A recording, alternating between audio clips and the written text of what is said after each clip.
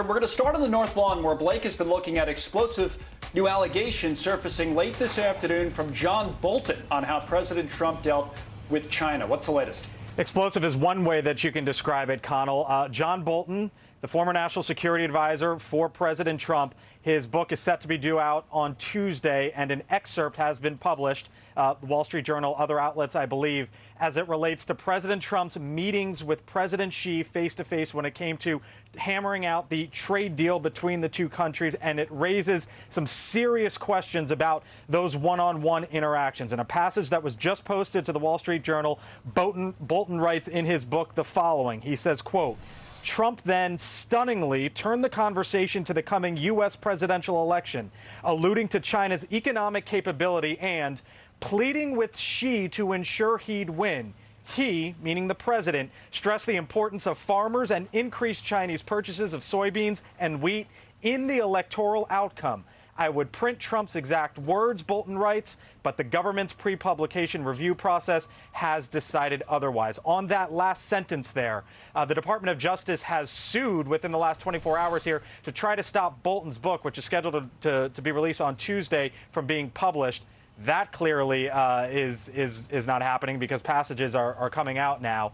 They are citing in part that Bolton's book didn't go through the standard review process, and they also say, as the White House has been saying for days now, that the book includes classified information, which is part of the objection from the White House. The White House has made the case that they aren't necessarily worried about what's in the book. They take issue to the classified information portion of it. We've been looking at the president's Twitter feed. So far, no direct response from the president to John Bolton. The White House hasn't had a direct response either, though when asked about it earlier today, here was the White House press secretary asked about the book. Here was the White House press secretary, Kayleigh McEnany. But what I would note is this book is full of classified information, which is inexcusable. Former National Security Advisor John Bolton should know all too well that it's unacceptable to have highly classified information from the government of the United States in a book that will be published. It's unacceptable.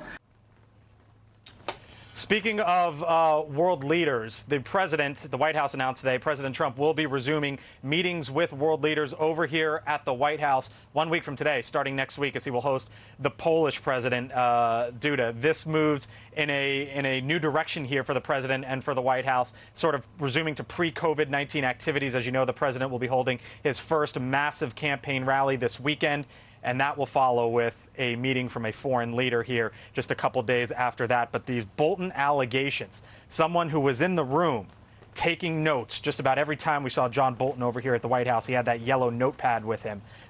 Not a Democratic operative, a Republican for many years, is something that will follow this White House, Connell and Melissa, for many, many days now, if not longer than that.